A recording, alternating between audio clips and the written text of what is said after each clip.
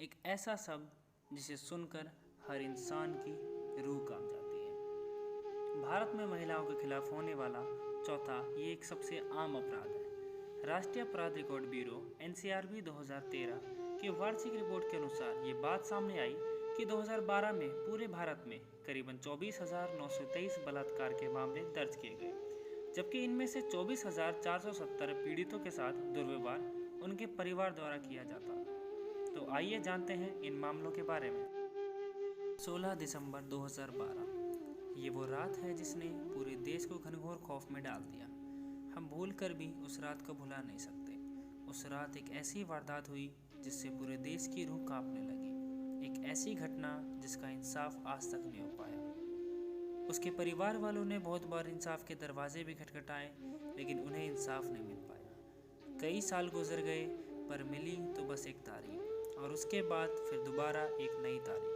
तो चलिए जानते हैं कि क्या हुआ था उस रात हमारे देश की बेटी निर्भया यानी ज्योति के साथ। 16 दिसंबर 2012 की उस रात को 23 वर्षीय निर्भया अपने कॉलेज के एक दोस्त अविंदर प्रताप पांडे के साथ दिल्ली में साकेत के एक gold class PVR cinema hall में लाइफ ऑफ पाइन नामक एक मूवी देखकर अपने घर की तरफ जा रही थी। उसका घर द्वारका में था। वो दोनों साकेत से मुंड्रिका के लिए निकले और 15 मिनट में वो दोनों मुंड्रिका पहुंच गए।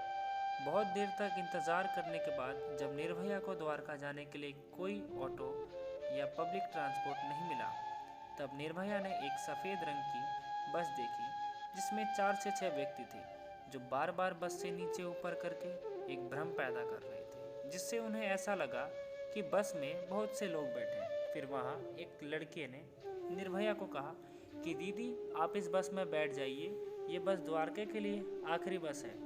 निर्भया ने उसकी बात को मानकर निर्भया उसकी बात के भोलेपन में फंस गई, पर उसके घिनौने मकसद को समझ न पाई। फिर निर्भया और अविंद्र दोनों उस बस में बैठ गए। थोड़ी देर बाद वो व्यक्ति अविंद्र और निर्भया को छेड़ने लगे। तब अविंद्र ने कहा कि हमें इस बस में नहीं जाना। उसने बस से बाहर जाने की कोशिश की। उनमें से एक ने दरवाज़ा बंद कर दिया और निर्भया और अविंद्र को ज़बरदस्ती बैठा दिया। अविंद्र ने पुलिस को कॉल करने की कोशिश भी की, लेकिन उन लोगों ने उसका फ़ोन छीन लिया। अविंद्र ने बस के सामने का दरवाज़ा तोड़ने की कोशिश भी की, लेकिन वो उसमें सफल नहीं हो पाया। फिर उन लोगों ने अविंद्र को मिलकर बहुत मारा। निर्भया ने मदद मांगने की बहुत कोशिश की, लेकिन रात होने के कारण उसकी आवाज़ किसी तक पहुंच न पाई। जब उन लोगों ने अविंद्र को मारकर बेहोश कर दिया, तब उनमें से 2 लोगों ने निर्भया को पीछे वाली सीट पर ले घसीटा और उसके साथ शर्मनाक काम को अंजाम देने की कोशिश करने लगे। लेकिन निर्भया ने संघर्ष करना नहीं छोड़ा। लेकिन जब वो संघर्ष करके थक गई, तब उन लोगों ने निर्भया का दुष्कर्म कर दिया।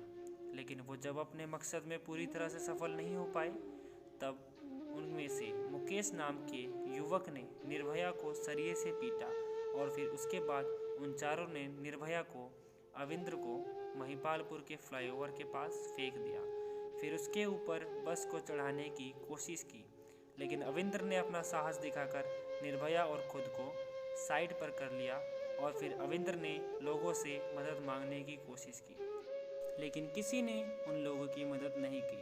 फिर आखिरकार एक मोटरसाइकिल वाले ने उन दोनों की मदद की और फिर उन्हें हॉस्पिटल पहुंचाया। दरअसल निर्भया जीना तो चाहती थी, अपने माँ और पिता का नाम रोशन भी करना चाहती थी, लेकिन 29 दिसंबर 2012 को उसके शरीर ने निर्भया का साथ छोड़ दिया और निर्भया उसके बाद हमारे बीच नहीं रही।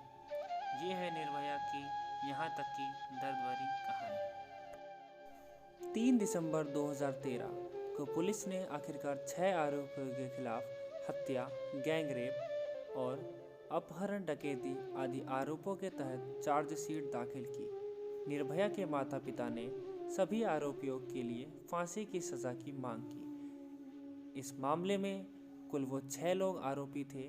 कौन है वो 6 दोषी जिन्होंने 16 दिसंबर 2012 की रात वैश्यपन की सारी हदें पार कर दी थी, तथा कौन है वो दरिंदे जिन्होंने पैरामेडिकल की छात्रा निर्भया को अपनी हवस का शिकार बनाया, जिनकी वजह से आज निर्भया हमारे बीच नहीं है।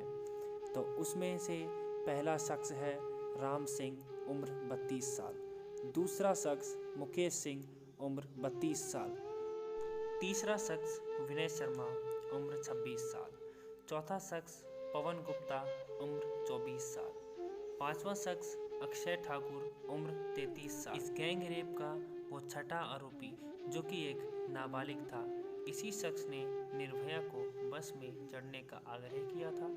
घटना के वक्त वो नाबालिग था।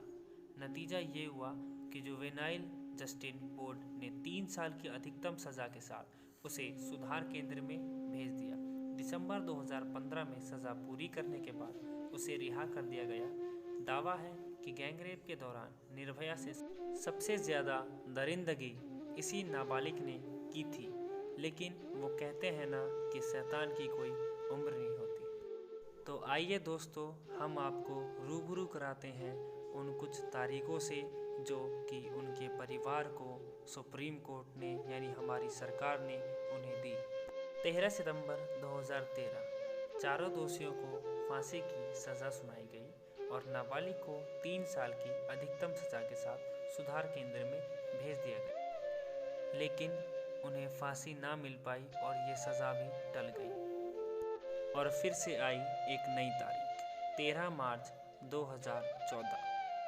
दिल्ली हाई कोर्ट ने भी फांसी की सज़ा को बरकरार रखा, लेकिन फिर भी उनकी फांसी टल गई। और फिर से आई एक नई तारीख, 18 दिसंबर 2015।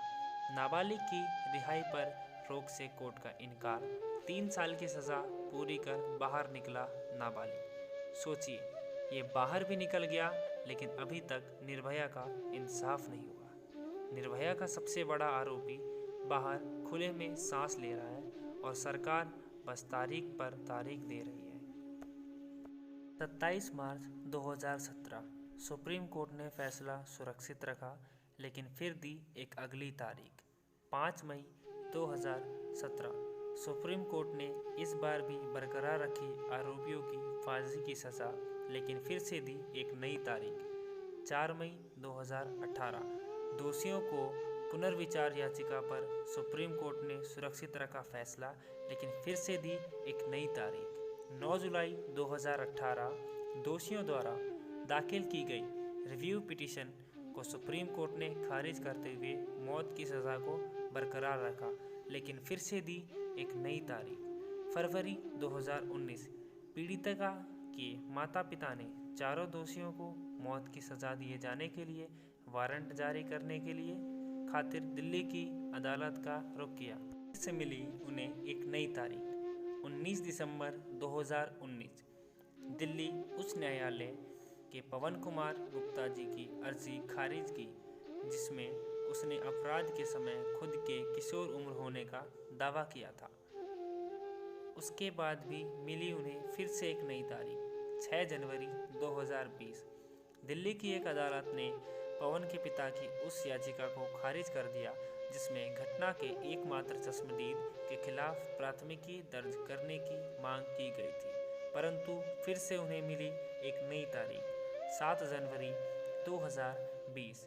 दिल्ली की अदालत ने चारों दोषियों को 22 जनवरी की सुबह को 7 बजे तिहाड़ जेल में फांसी दिए जाने का आदेश जारी किया, लेकिन फिर से ये फांसी टली और फिर से दी गई एक नई तारीख, अब 1 फरवरी 2020, लेकिन फिर से ये फांसी टल गई। न जाने कितनी तारीखें बदल गई, लेकिन निर्भया को इंसाफ नहीं मिल पाया। आखिर कब तक मिलेगी निर्भया के आरोपियों को ये तारीख? क्या हमारे देश का कानून इतना कमज़ोर हो चुका है जो पिछले 7 सालों से एक गंभीर अपराध का न्याय नहीं कर पाया? आपको क्या लगता है? कमेंट करके ज़रूर बताएं। वीडियो अच्छी लगे तो लाइक करें, शेयर करें, सब्सक्राइब करें और हमारे इस चैनल को ज़्यादा से ज़्यादा सपोर्ट करें। इसी तरह की वीडियो को देखने के लिए हमारे साथ चैनल पर बने रहें।